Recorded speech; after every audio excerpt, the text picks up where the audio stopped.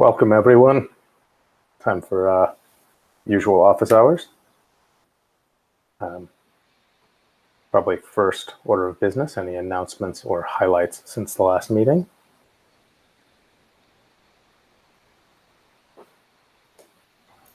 Sounds like been pretty quiet. maybe not. I mean, I know lots of people will be doing stuff in the background, but I haven't seen any big things go by. Well, thanks to the folks who got the new release marked as stable. Yeah, that's pretty cool. Did get a release out the door. Do we have a 4.5 milestone? There's a milestone, but I don't think anything real is in it yet. You know, it's just kind of where we put things that would be fine to get going. Does everyone think maybe end of August would be a good goal for that? Sure. We usually seem to aim for the 1st, so September 1 is what I'd suggest. Can I go put September 1 on there? It's hot. I mean, it's Do it. Right. Do it. I'm good. It's something to look forward to.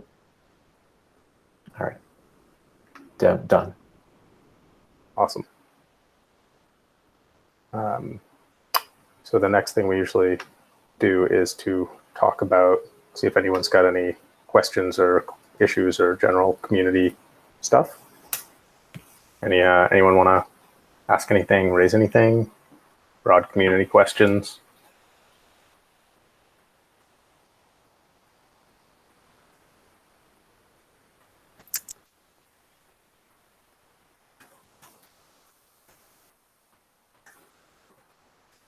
No news is good news, I guess. Okay. Well, next sort of item on the agenda here is from Trail of Bits. Yeah. What you got, Mike? Briefly, let me post the meeting notes here. Usually do that. Okay. So Rachel, who's an intern here this summer, had finished a PR for startup items using systemd on Linux. And doing this, we leveraged an API from the dbus library. And it looks like it would be useful to make a full table around systemd in general. And I think 2 different people brought that up. So we'd like to do that. But I just wanted to get any quick inputs on people that think, well, what would you like to see in a systemd table? And then after I get some rapid feedback here, maybe we could open a blueprint, get broader feedback. But well, I guess first off, are there any precedents, any similar tables? And if not, what do people like about systemd? What would they want to know?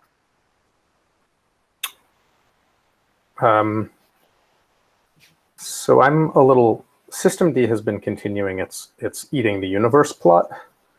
So I don't totally know if my interactions with systemd are primarily around unit files, e.g. daemons. So I feel like that's an obvious match. There may be value in other parts of systemd, but I don't even know the question to ask. That's okay if most people's interface with systemd is just wondering what services are running or what services exist. Then maybe it's close to the table implementation that Alessandro started. He has one from 2017 or whatever about doing services, right? But we thought that we probably retire that PR in favor of systemd as a table name, and services are unit files or daemons, whatever the columns are titled. It seems that was our first guess too. I just like you said, I've heard that systemd is more pervasive than this, and so it seemed to be that there'd be more things to query from it, but I wouldn't know. I think there are I think systemd has started doing some amount of DNS stuff. So I could easily imagine a systemd units and you know, I don't know what to call any of these tables, right? But I can imagine a systemd units and like a systemd settings and then like a, I don't know what. So I don't know if, it's sort of funny because I think when most people say systemd, they basically just refer to the unit files. But I don't know if it makes sense to sort of have multiple tables. And if you have multiple tables, do any of them get to be called systemd or some of them systemd units versus systemd setting? Like, I don't know. And then, you know, you've also got kind of a systemd does both cron and daemon things. And do those land in the same table? I feel like those probably land in the same table with a column to differentiate the type. But and color me ignorant, but the system control status, is that from systemd? Yes. And yeah, so I mean, I think that in addition to just exposing what's available on the unit file, I'm looking at the schema for the Windows services table, and which includes the exit code and the status of it. So getting that status information along with the information from the unit file, I think would be useful. And my instinct would be to put it in the same table if that is workable, rather than having to like join for that kind of information. 100%. I would imagine that like a units/services should encompass the view of what that service is. And I would also assume this is coming off of the dbus API and not by parsing the unit file, because there's pretty sure there's weird layering and inclusions, and like you don't want to, like, I think we will doom ourselves if you try and parse those. So I kind of feel like you want just everything you can get out of a unit file, like what type of thing is this? Is it running? What's its environment? What are its anything that gets set, you kind of want a column to represent. And unfortunately, there's probably like 24 of them or something. Okay. But it sounds like the primary key, if you will, is services. Yeah, whatever the correct name for that is. All right, it might look somewhat like the services table, but it'll be implemented in the dbus API instead of the way that we originally took. So, all right, I think anything else that we might be asking, we'll do it in the blueprint issue. I mean, Yeah, there's do you need a blueprint? the launch D table for. It wouldn't hurt to have a blueprint if we're talking about schema so that we don't implement things that get thrown out. I feel If I get a few thumbs up, then we'll go with it. I wouldn't belabor this to death. Yeah. Blueprints really seem valuable when we're dealing with coordination of deep systems. Like, this is fundamentally a new table. So if you don't mind people nitpicking over like column names or something, and I think people will have to nitpick over it because people want to just try the PR. So until it's there, take the API, make a table out of it. Okay. That's my guess. Like, you know. All right. Maybe we won't do a blueprint then. In this case, there's not so much uncertainty that it needs to be discussed at length. I'm satisfied. Awesome. Well, we'll look forward to that. I mean, I think that would be quite useful. Seems obvious. I'm psyched to see it. Yeah. Rachel's been doing good work, so looking forward to it myself. Thanks, Rachel.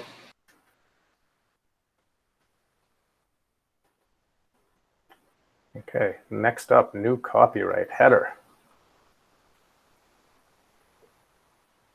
And yeah, okay, cool. I think that I should have maybe put the title differently, but there's a PR up that I'm driving, which is to move include files into the respective locations. As of right now, it touches 400 files. It'll probably touch close to all the code files when it's finished. It's definitely needed. Like, we need to do this work. And so the one disruption or negative outcome from this is going to be all the PRs that are up right now are going to need to be rebased because of these changes. So I think we should coalesce this change with other like big refactors that we want to do. And the only one that came to mind was renaming or like putting in the correct header, like the correct topic copyright header. So I guess right now I'd like to find an owner for someone to create an issue and discuss like what we want that header to look like. Is it just like a one line? We did that already. You did that already? Awesome. So we know what it should look like. I'll we paste know what it. it should look like. Yeah, we do. Here, So then- now, Foundation issue 32. Amazing. I love you. So then the next step is to find an owner for doing the code mod. I don't think there's any fancy way to do this. It's just kind of like some said magic. You'll have to do it for the code. You'll have to do it for the C++, the Python, and other various places where like Facebook shows up in the code base should be a good thread to pull. I think it's also okay if we don't get it perfect in the first big PR. Like the goal of doing it is just to minimize rebase pain. So if we get it halfway right and then we like have a long tail, it's just rebase pain. Absolutely. The last thing I'll mention there. So, looking for an owner, like this is going to be.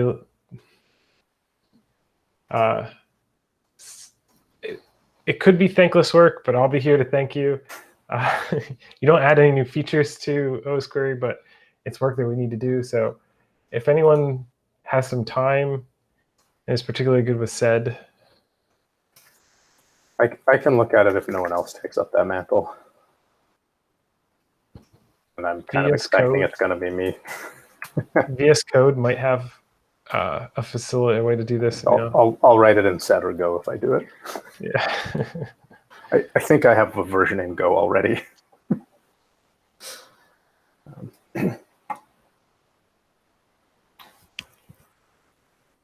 No other takers? I don't want to. When do you want to target for this stuff? Yeah, that was my question too. Like, if you're looking someone for next week, then that's harder to do. But if you're looking someone down the line,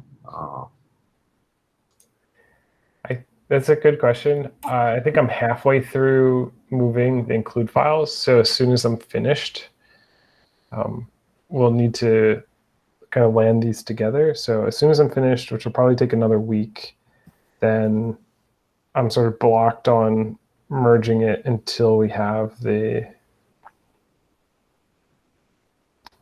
Yeah, let me think about this. I think not the next week, but probably the following. I would suggest that we merge these as close temporal as we can, but these are separate PRs. Correct, absolutely. And if we merge the header rearranging on like day 1, and then it takes us 3 days to merge the other, that's fine. If someone lands something in between, that's cool. If someone is happy to rebase twice, that's cool. If someone is just like, I'm going to ignore this until you're stable again, that's cool too.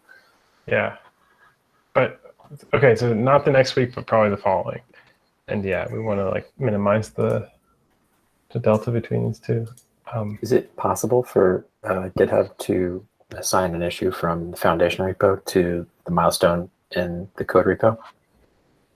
You could just make a milestone in the code repo, if not, and like link it back. An issue, you mean? Yeah, if you want to, it seems fine. So the final thing here, and then I'll be quiet, is this will make it difficult for all the open PRs to be merged.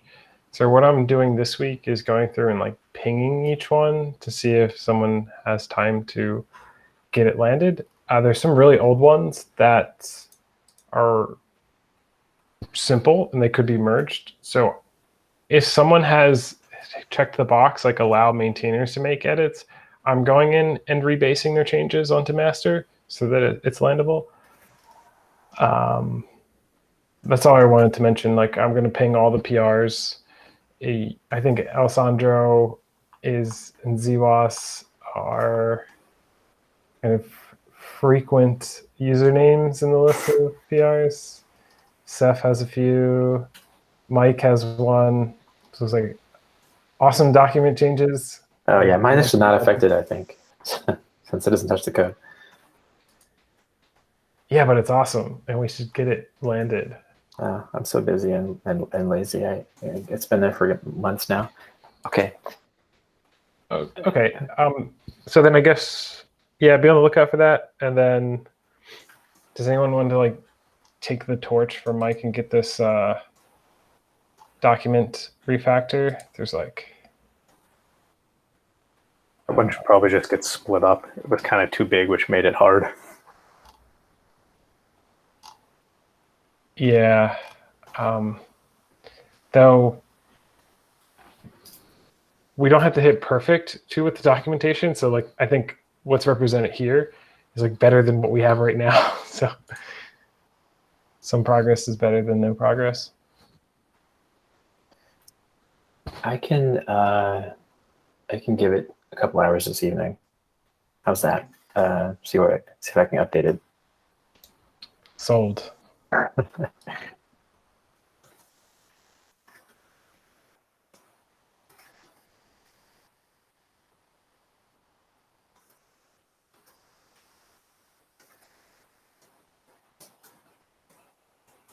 rewrote your agenda item, Teddy. Thank you. Oh, those both seem good to get in, so rip the Band-Aid off.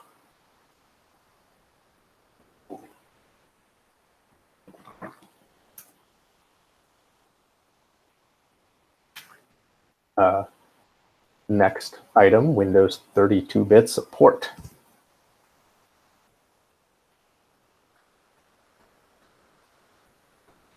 I see a question on here. Do we want this? And I'll just say a client that I work with would be thrilled to have this. So I vote for yes.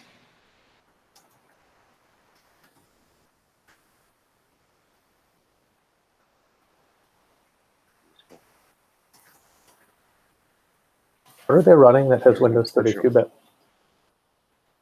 My understanding is that some folks have really old and out-of-date workstations. I mean, they were selling workstations with Windows 32-bit up until, you know, a year or two ago, even in the mainstream channels.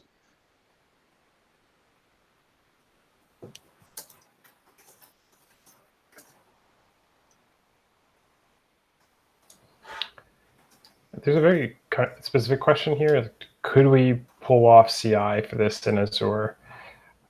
In the issue, I did maybe 10 minutes of Googling, and I found one article on Microsoft's TechNet. I'm not sure how to interpret the content there and whether that applies to us. As far as I know, Oh, please Yeah. go ahead. Sorry. no. I mean, the only thing that comes to my mind is that you can cross-compile, meaning that you can select the toolchain for 32 bits on Windows 64 bits, but that's the only. Though the thing, I'm not too familiar with difference between Windows 32 and Windows 64, but I suspect that there might be some which are not connected to the toolchain, so probably it's difficult to know if Osquery will behave correctly anyway with Windows 32, even if it compiles on Windows 64 with the 32-bit compiler. Yeah, I was going to say something along the same lines that I know you can run 32-bit applications on Windows 64-bit. So, I mean, possibly as just a basic sanity check, at least we could do the 32-bit build and then run the 32-bit binary and then run the tests in 32-bit. Perhaps even if it's on a 64-bit OS installation and machine, perhaps that's sufficient.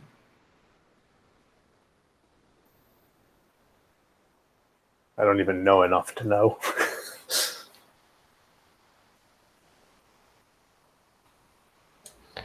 How much of this is possible for Breakwell, the author of the PR, to do themselves? So can they edit the Azure Pipelines YAML file and add another build for Windows and put in the needed details so that make sure it compiles for 32-bit and then runs into the 32-bit emulation? Like, do they have the ability to just do that themselves, or do they need some help from you, Stefano? I'm not sure. In theory, it should be let me see, a couple of changes. We use Ninja, so Ninja needs the environment variable to be set, and in fact, we have a line that calls the vicivars batch file, which set those vars. That call has to be changed to call vicivars 32, and then simply call cmake. Single change. That one has to be changed actually only. Then Ninja doesn't need any other change. Yeah, I was thinking of MSBit. How about from a resource availability point of view? If they added another concurrent build within Azure, are we going to hit limits? No, because we have free space now since Bach is not used anymore. So. Oh, very cool. Okay, I think a next step here, push back on me. I'll try to give a wrong answer. Correct me if this is wrong. I'll try to give a wrong answer and seek a correct answer. Next steps here are to ask on the PR to have some enforcement of the type conversions. I want this to be an error instead of just warnings. And then to extend the Azure pipeline YAML to include a build for 32-bit, a build and test for 32-bit. If we get those two things, then we can merge. And we'll figure out like if we want to host 32-bit packages in the future. For right now, if anyone wants to have this, they can sort of like build it themselves. But I don't know. This might be a really naive question. I don't know. A lot of the data types are 64 bits. What happens on a 32-bit platform with the underlying SQLite 64-bit types? I think it's machine dependent, right? The compiler kind of takes care of it, I guess. Or is it just like faked under the hood and it becomes like a glom together bunch of stuff? Yeah, it depends. Supposedly, it is defined correctly, like in C++, if you define int 64t, that will remain a 64-bit value no matter what platform it is used. Obviously, behind it will be split into 32 bits values, but yeah. Okay, that makes a lot of sense. And that's also why I guess this PR is changing a lot of size t's to uint 64t. Okay, cool, thank you.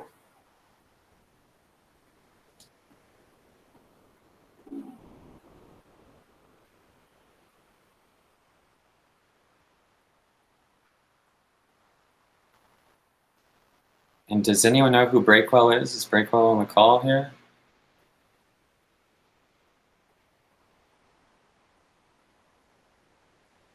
We've seen a handful of PRs from them, and I think we've even merged some, if I remember right. Okay, well, I guess we can get this feedback to them through the PR and hopefully move forward that way. I kind of love that we have people who seem to contribute solid code randomly to our repository. That's pretty cool. Yeah, you bring up a good point, Zach, like asking who they are. So like someone comes along and adds a new feature to Osquery. This happened a lot in the past. And then after that, you know, we kind of take on responsibility to keep that feature going. So we want to stop that so much, or at least come up with some sort of soft criteria for what's the like barrier to entry to adding a new feature, and like what commitment do you have to make to Osquery in the long term. For this person, they've sort of already demonstrated they can code really well. They fixed a lot of really important bugs we didn't know we had. So I have confidence that like they're putting up a big feature like Windows 32-bit support, like they are in for at least a couple months of supporting it. They seem to know how they're getting value from Osquery somehow. I don't know if they're deploying it themselves or they're building an extension or integrating it into a product, but my spidey senses here are all in the right place. We want to continue to help this person because they're helping us. I think there's maybe also another piece of, I don't know that this constitutes a major feature. I think, for example, a new logging endpoint to, I don't know, if someone was I really want to log directly to Splunk, right? Here's a Splunk logging thing, right? That's a hard thing for us to take ownership of because I don't think any of us run Splunk servers to test against or have strong opinions about. But, so if I look at the work from this person, it's all oh yeah, here was a bug, I fixed this. And it's all stuff we want to own, right? I fixed your test cases. I fixed all of your constant declarations so it'll compile on 32-bit. That doesn't feel like a feature that, we have to take ownership of. That feels kind of you made the code better, thanks. Yeah, it does. I mean, my feeling is that it's a worthy goal to expand our platform support as much as possible. And I mean, I think we've got the ARM64s going. We're going to need to put some more time into that. I mean, and admittedly, Windows 32-bit is kind of probably, I'm not sure, really deprecated, but certainly on its way out. But nevertheless, I think unless it requires just crazy efforts, I'm pretty on board with trying to expand the platforms that we support, and I'm willing to put in some time to try to maintain such things if the original authors take off. Same, within reason. I'm initially opposed to VMS. But VMS is amazing. I guess we have Windows support. It's kind of the same.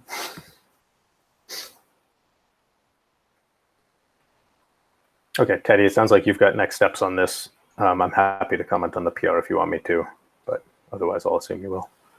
Yeah, I can take this. Okay.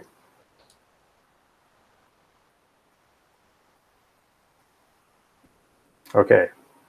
Someone is frantically typing some check-in on longer-term efforts. ARM64, where are we with that? So let's see, I believe that there are 2 drivers for ARM64. I think one driver is Apple Silicon, and I believe the other one is just general AWS support.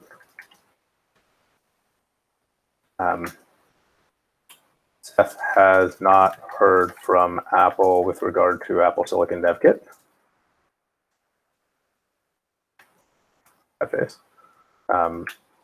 And I don't think we've made any real progress on answering the CI question, which was a piece to kind of get the general AWS support in. Right, the people?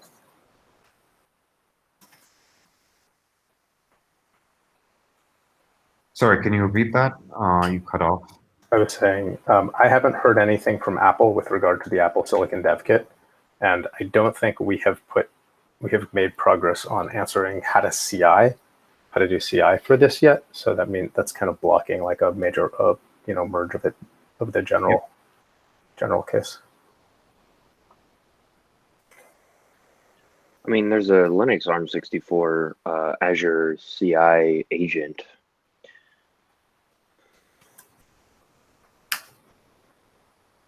Good to know.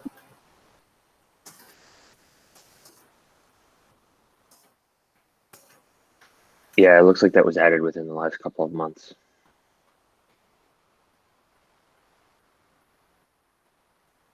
So if that's the case, that's probably a pretty simple thing to add to the existing Azure pipelines. That's just like a relatively small PR.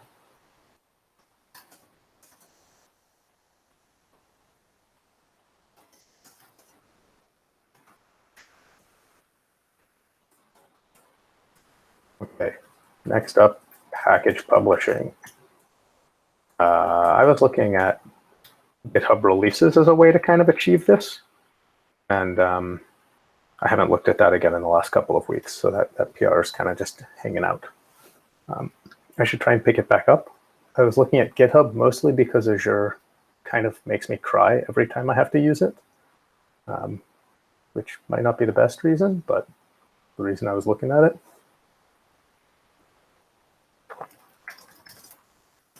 Do we integrate notarization here as well? Or Yes, I would.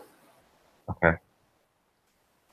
And eventually the entitlement as well in the future, I guess. That's all just part of a build package pipeline, yeah.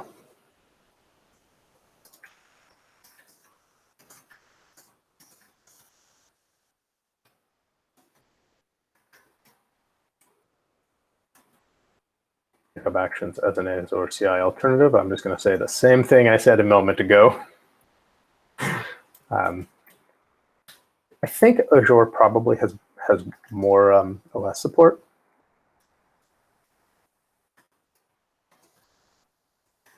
I also think it's a lot harder to work with.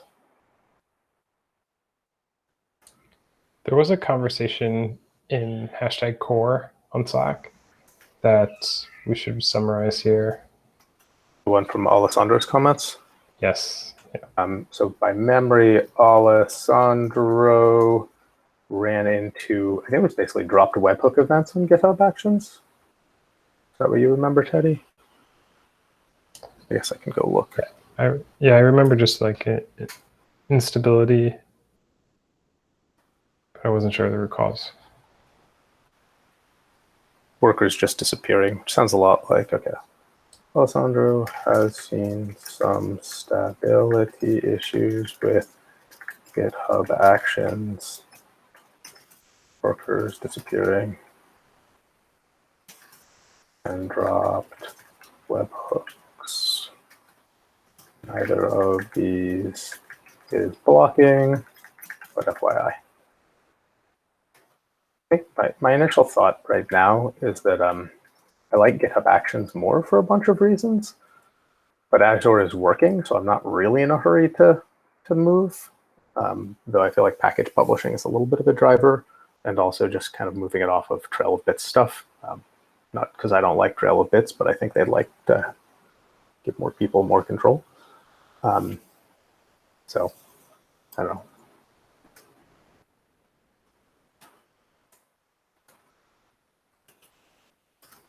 Okay, system toolchain support.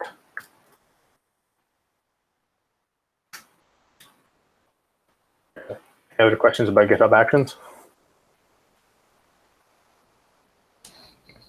No, this is different. Okay. Before we move on, though. Oh, yeah. Okay, sounds like not. System toolchain, that's probably for you, Teddy.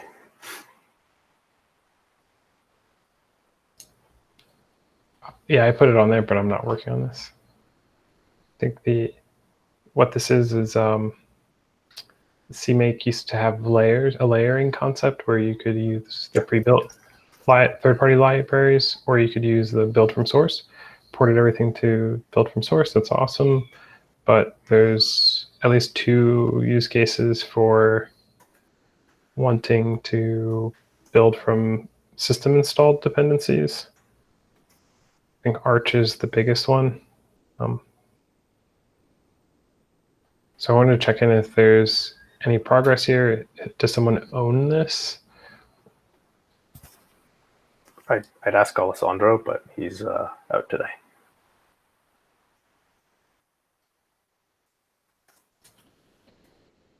Does anyone else from TrailBits know like what the priority on this is? It's like it could be super high level, like it's 3 in the queue.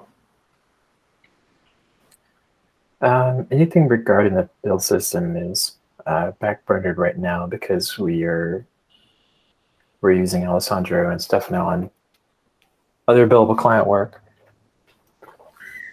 Okay.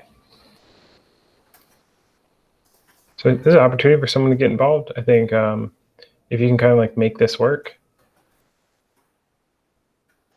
it should be that maybe we could kind of split this and like if anyone has time to like make a small example of how this would work, with like 20 plus libraries, if we could do it for like one library, then other people could go in and kind of fill in the gaps. I think there's a branch where this is all true on, right? Because there's an Arch Linux branch on the Arch Guy. The Arch Guy has a branch where this is building using Arch libraries. So it's basically system libraries that he and Alessandro were collaborating on. So I think there's like a different question of what do we want to do? How does that get in? Like, is that integrated into the source layering correctly, or is it a little bit too hard? Like, I don't know. So maybe we're halfway there, but not all the way there.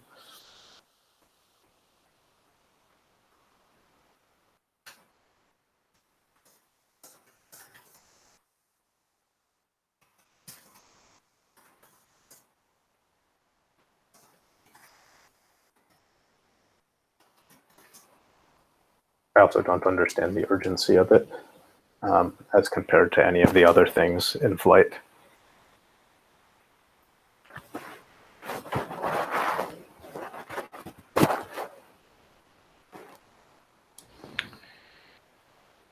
Cool. Then I guess it's not that urgent. I mean, how important is it that we get into the native Arch packaging system? Yeah, this is like the squishy middle ground because we're there, but there's someone that's doing a lot of work. So we are just making someone's life easier right now. And there's an issue in 2 PRs where people are sort of describing how to fix this for other platforms, but we can't do anything with their PRs. So kind of stale.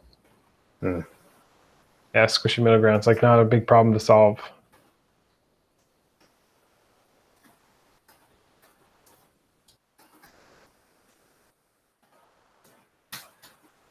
F tables?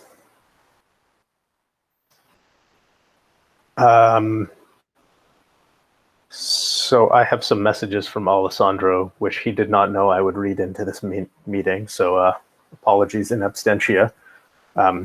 He's been working on a new BPF library, and he has made progress. He's hoping to maybe have a little bit more what did he say? I don't think he's got any demos up yet, but he's adding back some of the missing things. So it sounds like he's working on it. I don't know if it's a priority or if it's a spare time project for him. It's a priority right now. There's a client who would like to see it, and so he's revisiting the library and kind of polishing it.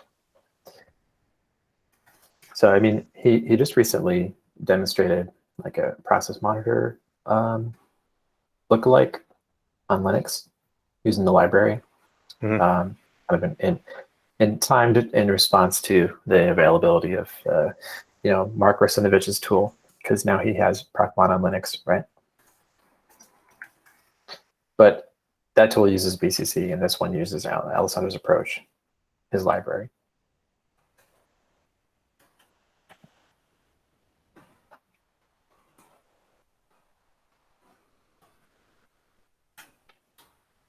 Which means that the library is getting more mature. Maybe the adoption in Osquery is becoming closer, right? That's why you brought it up, I assume?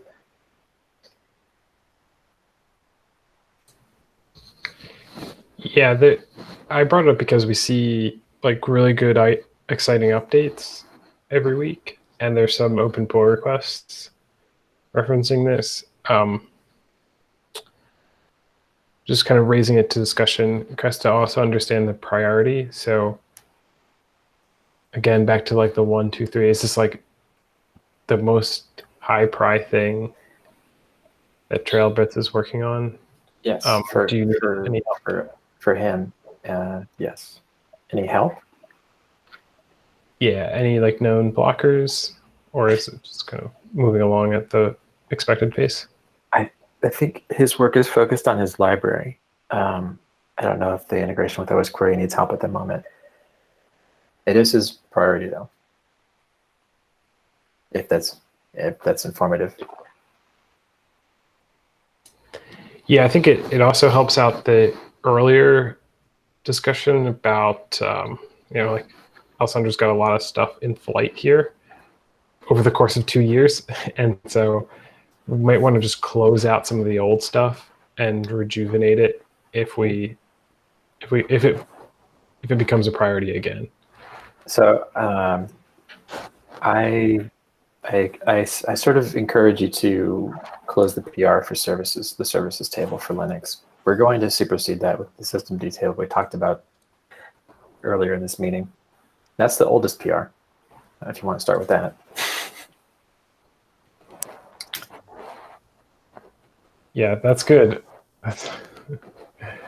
We'll see if we can get closure on the BPF thing in the next interim, right before the next release.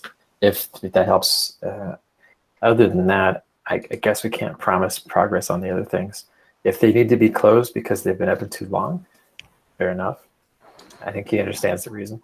I'm confident Alessandro can reopen PRs if he deems it important. There you go. I've closed your old services one, 4019.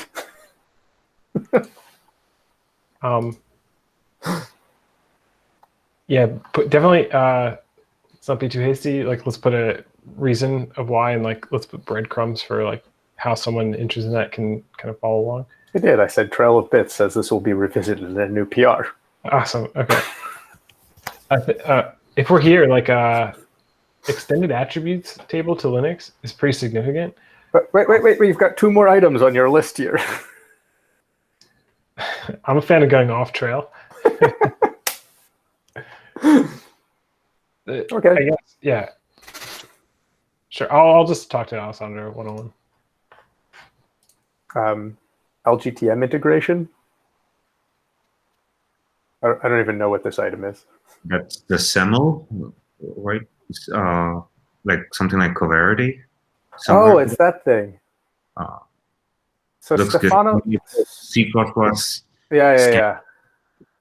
So Stefano and I were playing with what it would look like to get things running in LGTM, and I think he got it.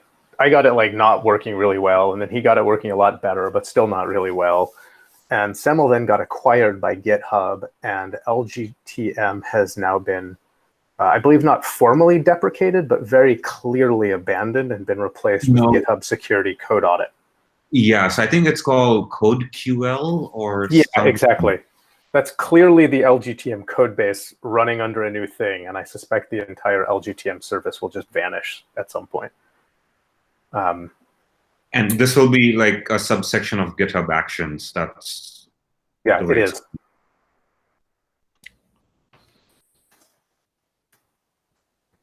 I kind of was thinking I'd just try turning it on inside GitHub Actions, but I don't know if that'll work. So I might just try it one day, or I might not. Are you mostly being annoyed at like the bit where it fails all code reviews? That's an annoying bit.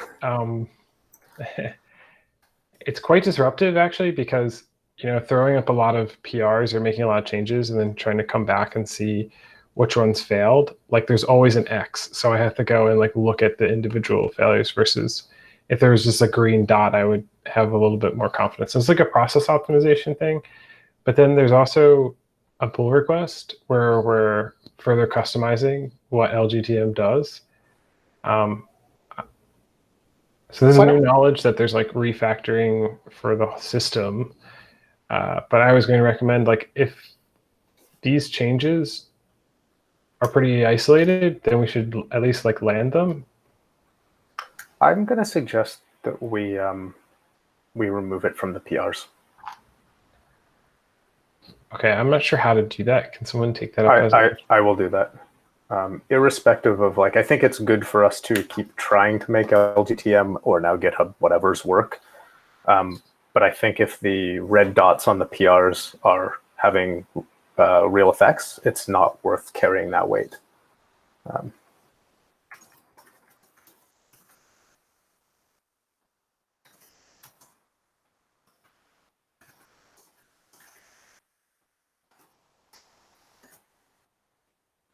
Swappable event publisher, for example, OpenBSM with endpoint security. So I have a little bit of a proof of concept here. basically it's just a meta publisher, and it chooses either one based on what OS you're running on or what flags you have supplied. It feels a little hacky. I thought Teddy might have something better. I thought in one of the office hours we concluded that we should have two tables for this. And that trying So to... we have gone back and forth, but I don't know where we have landed. I have proof of concept either way. So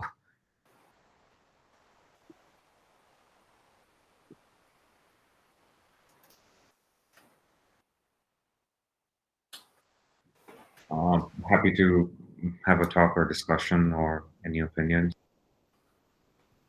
Yeah, how is that something we should talk about maybe in the next PR? So I think that the swappable PR or the swappable publisher makes sense if it's elegant. Like I guess we have to look at what sort of code changes are required. Did you have to like mock a lot of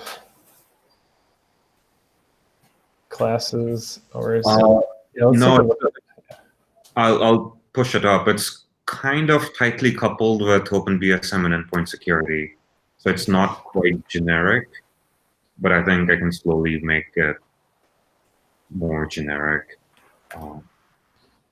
The idea is to have a meta publisher, and based on what flags or what OS it's running on, it will pick the right one and kind of short circuit the other. Yeah. I feel like the argument in favor of having a swappable one is to make it easier to just say select star from process events across your fleet. Correct. And then the argument against is because maybe you want to be explicit, or because maybe you want to get both of these, or because maybe they have slightly different schemas. So the argument for is that OpenBSM is not going to be present on future releases. So there's a hard line where I think endpoint security kind of takes the toll forward. Yeah.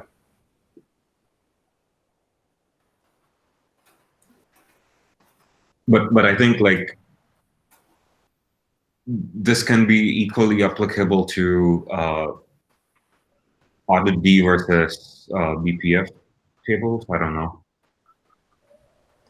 I think so. I think it's mostly applicable because, like, new operating systems are going to want to choose BPF, but we still want to support older kernels. And so, like, the first class citizen here is BPF. And so process events and everything else, like, supported by BPF. And then where that doesn't work, you get sort of a degraded experience with audit. But from the configuration point of view, from like your schedule point of view, you don't really think about this. Sort of get like what's best available. I can kind of see more value from this, like for other tables where there might be multiple strategies for getting the data. We would want a really clean way of toggling back and forth between the publishers. I mean, we'd basically have to be testing for BPF capabilities, some of which might be dependent on like the kernel underneath. Definitely. And we can always make it explicit from the person's configuration point of view. Like you can just have a flag that like explicitly chooses one or the other. But yeah, like automatic detection followed by explicit decision, or explicit decision followed by automatic detection. Yeah. Yeah. I feel like it sort of raises this interesting other point, which is that this kind of swappability makes sense for many tables in possibly many different ways. Like there may be a broader set of things of like, there are often multiple system API calls we can use for something. Do we ever, can we imagine someone being like, oh, I need my users table to hit this API. Here's an implementation of it. Like, would we support that? Or like, as those APIs change, not just these sort of process auditing ones?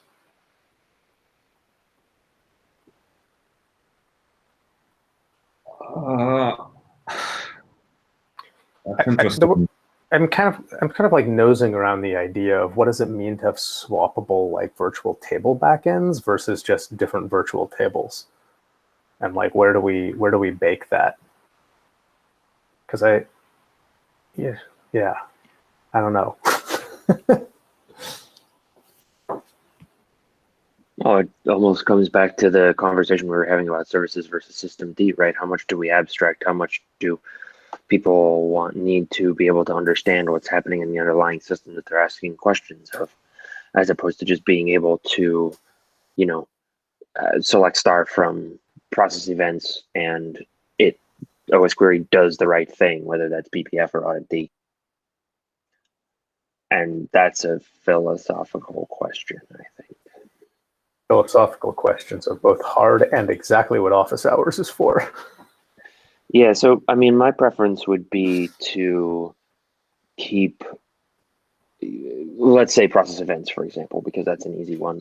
My preference would be to have basically different backends for the same table, and then track explicitly on systems or via a configuration file, like set eBPF in the configuration everywhere, and then any places where that fails, either fail silently back to audit-D or log that somewhere, and then fail back to audit-D anyway. I think if you explicitly specify what you want and it doesn't work, you don't get failover, you get an error. I mean, I'd rather get results from audit-D if I don't have eBPF available than get nothing. Your config is wrong. If you ship a bad config, you get an error.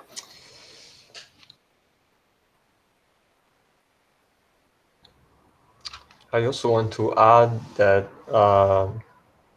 there might be another issue of having one table and different backends, which is, are those backends really a one-to-one replacement of each other? Because I think, for instance, with audit, it's much easier to get a group of informations about some operation because it already resolves all the information that normally comes as separate events, and it groups them in a single event.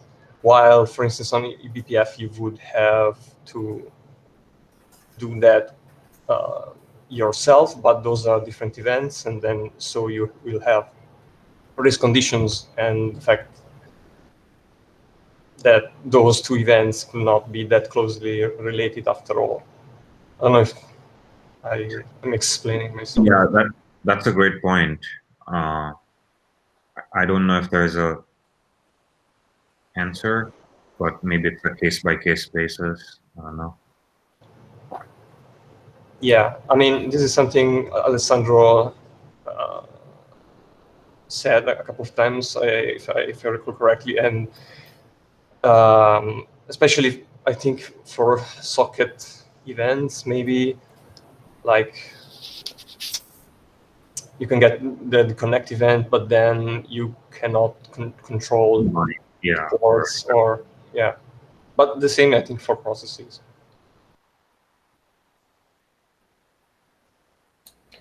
Yeah, this is amazing. To add some more details, like we are swapping the publisher, but from a code perspective, we're really swapping the subscriber. So the subscriber is the thing that essentially implements the virtual table, and the publisher just publishes data to one-to-many subscribers. They sort of munge the data a bit and then put it into the row data structure and save it in the database. For audit-D, it actually does work like this already, where there are multiple events that it tracks. Like, so one event might be the like event number to the current working directory, or the event number to the process executable name. And so the subscriber has to manage the state and pull multiple events from the publisher together before it says, okay, I have enough data for a single row. So we're doing this already. So if we have to do this again in BPF or within endpoint security, we have a lot of good examples to follow. And the abstraction that we're working at is at the subscriber level. I mean, does that kind of imply that we want to have an event table for Auto D, an event table for BPF, each with schemas specific to those, and then kind of a shared one with some more common set of stuff? Kind of, I don't know, is that the worst of all worlds? Just a thing, the thing I know is that normally though audit events comes by themselves with much more information, much more context to that event than eBPF, because those information are available in the kernel and are assembled there, and then they are emitted all together. While in eBPF you get a bit more separate events. I don't know in which specific cases there might be cases that are better. You have a bit more information and you do not need to split them. But I feel like, there might be quite some differences. So it's good that we can unify those events to create a single row, but you will still have differences between Audit D and eBPF implementations, at least on the quality of the data you are reading. Yeah. Yeah, I see that on the Mac side as well a little bit.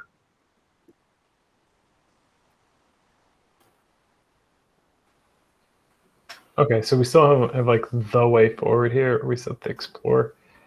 I can see another abstraction where, let's say we have specific tables, and then we also have a generic table, and we add a little bit of code at between the subscriber and the database layer, where you sort of push data into the database that can be used for both tables. So then if you would select from the specific table, you would get specific data. If you select from the generalized table, like process events, you'd get less data. But from our perspective, like we still have only one place where we're writing the actual publisher integration code, and one place where we're writing the sort of data munging and like data saving code. It's just then at query time when we go to select the data, we then choose what data we want. I probably didn't explain that very well, but yeah. Next steps. Let's take a look at Charvel's sample. Do you think the next steps here are looking at Charvel's code, or sort of opening a blueprint and continuing on the philosophical conversation? There's a blueprint up, but I don't think there are any discussions on it.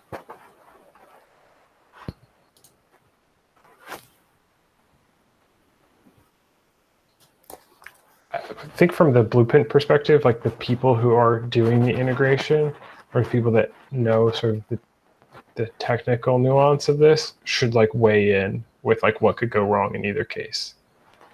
And because we need to sort of understand the world before that we can reason about it. And I don't think we understand it completely yet. If we believe that, which is a good, general statement, I think the best way forward is to merge them as separate tables and start understanding. Because I'm very hesitant to merge anything where we involve multiple potential data sources until we understand it. Right? If we merge a new thing that's only, it has the eBPF in the table, that is endpoint security in the table name, then fundamentally it's isolated and can't kind of interfere.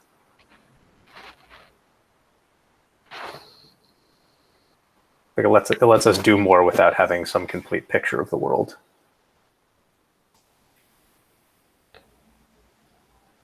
Yes. What could go wrong here?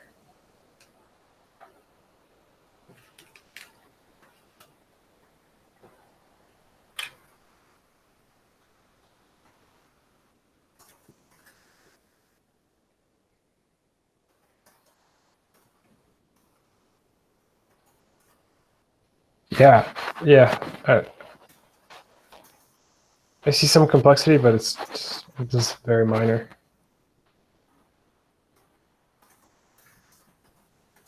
And we already have a lot of tooling in place to, like, if we want to deprecate a table name or just like swap out that table name with another table, it's super easy. It doesn't impact anyone.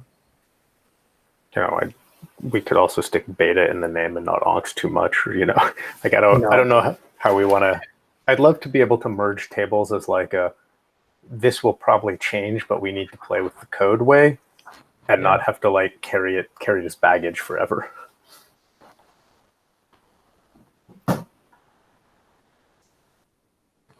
Yeah, I agree.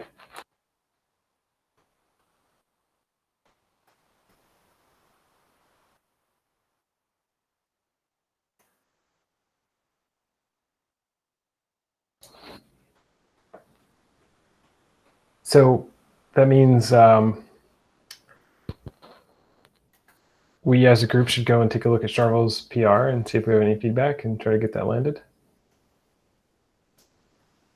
I think one of the other things that I don't know if it's a blocker or not, but until we have the endpoint security entitlement, we can't actually build. Yeah. Yeah.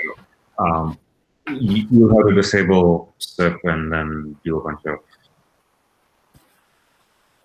Anything that starts with disable SIP is like out. You are you the admin? You can generate a developer-specific provisioning profile, though. But then again, it's tied to the developer. Yeah, so you can do development without having to disable. No, I guess you do still have to disable SIP if you have need that entitlement. I think. And I'm sorry, why is that right out? Is it not possible to do testing in like virtual machines, for example? So I mean, mostly like I don't want to ship anything that requires people to disable SIP or something. No, not at all. But the testing and development can happen before that. Yeah, I have no idea what it would take to like disable SIP on the things in CI, because doesn't that has a reboot cycle on it, right? It's a reboot and yes, set an NVRAM flag. Yeah, I don't know. I don't want to do it. I don't think it's possible. Sounds flaky. Well, it's entirely doable in a VM. Just that you need to be able to reboot the VM in recovery mode at least once to do this flag setting, and you can schedule and automate the reboot step. But of course, I don't know how the CI works at that point. I don't think you could set up anything to run automatically in that mode, so you lose control of it at that point. The problem with the CI is that those VMs are killed each time. So Can't reboot it. Okay, I never tried, though I'm not sure. So back to the next steps. I think I can clean up my PR in a day and request a re-review and then figure out where we are with the entitlement. And I don't know. Seth, any thoughts or? I mean, that seems fine. You know, I imagine if it's there and we don't have the entitlement, like it'll build, you just can't use the table. Yeah. So it doesn't seem like the end of the world. Yeah. Let's do that. And, you know, we can kick forward the question of how do we merge their data. We can defer that a little bit by using explicit table names. And maybe there's a little bit of an open question. And honestly, it's probably Teddy will make the call of like, what do we name the table such that we don't feel bad removing it in a little while? I mean, I'm always down to talk about what we should name things, but I don't feel comfortable making the call. You seem to have the strongest opinions in a good way. It's not a criticism. You know, I don't know if we want to just name it like process events. Endpoint security framework. Yes, process events. Do we want I'd probably use process events ES then. And assume that maybe we'll keep that around. Have a process events ES and a process events BSM or something. Doesn't sound crazy. I like footers, not headers, because then they sort to the next to each other.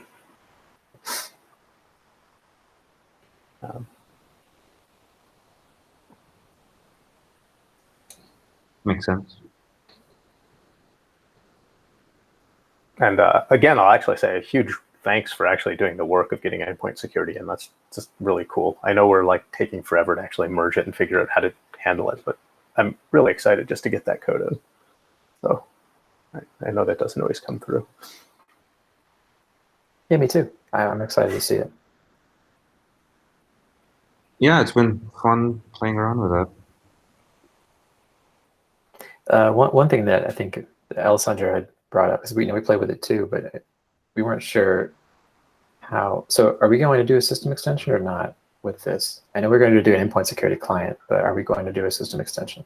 So As far as I know, we requires a couple of specific things, requiring a bundle in a /applications directory. And I think with endpoint security, they have an exception that you can just have endpoint security and have it in user local, whatever. Yes. Yeah. Not- You can apparently do an endpoint security client call from anywhere. Yes. And so what I learned is the reason why you might want to do a system extension is if you are implementing an enforcement, Exactly. an authorization style endpoint security client, whereas we're doing a read-only one. If we get killed by a root user, that's really no worse than anything we do in Osquery already. Yeah, and I've kind of always assumed that remediation is not in Osquery's wheelhouse, or that's not. Well, But- remediation as a separate step, but I think of protection as like the reason why you want to do an authorized call instead of a notify call. But I assume we're only doing a notify calls here in Osquery, right? Yeah, it's only notified currently. Okay, that avoids a lot of the complication that we were trying to address with the code that we started, which was an authorization client. So you have to make real-time decisions, and you have deadlines. You have to respond in a certain amount of time. You have 2 minutes of mock deadline, something like that. Yeah, something like that. Anyway, cool. Yeah, should be a big success if we can get that entitlement. I don't think we should be making system extensions. Okay, me either. I would say we don't need to. It has a benefit of basically you get put under the SIP umbrella if that matters to you, if you need that protection, which we don't. Oh, and the other thing you can get if you're a system extension is you can get early boot load. Exactly, pre-boot, almost pre-boot. Yeah. Yeah. Excellent. But we don't need that Yeah, either. but Apple is like super down on system extensions, and I think it's just going to be a long, hard road to keep trying to be one. So this is the newer Apple way. Yeah, not a kernel extension, Seth. Yeah. System extension is actually what they're pushing towards. Okay, correct. Thank you. Yeah. I'm still against it. Are people slowly dropping out? We have nothing left here. I mean, It's just us. Yeah. Seth, maybe we should apply for that extension or entitlement as well, even if we don't use it. Unlike the endpoint security, you don't need manual approval for the system extension install entitlement. Yep. So it might just be checking the box, or you may just be able to opt in in a compile time flag, for all I know. I'm going to ignore this right now. Yeah, I'm happy to revisit it once we get more things off of the backlog of like this stuff. Well, what I mean is it doesn't have the lead time, and so it doesn't become a priority the way that the other one does. Well, there's also nothing. Nothing. There's no features that are blocked on it. Right. Right. Okay, well, are we at the end of our agenda? That's our agenda. And we lost a bunch of us. Yeah. Yeah, I have to run as well. I think old PRs will have to wait. Although we did talk about it some already. Old PRs are only here as a, if you feel like it, if you get time, take them up. So. Well, Teddy's on a campaign to close some anyway. So we talked about that. I think we're good. All right, I'll get the recording up on YouTube and cool. Follow up. All right. Thank you all. Thank you. Bye, everybody. Bye.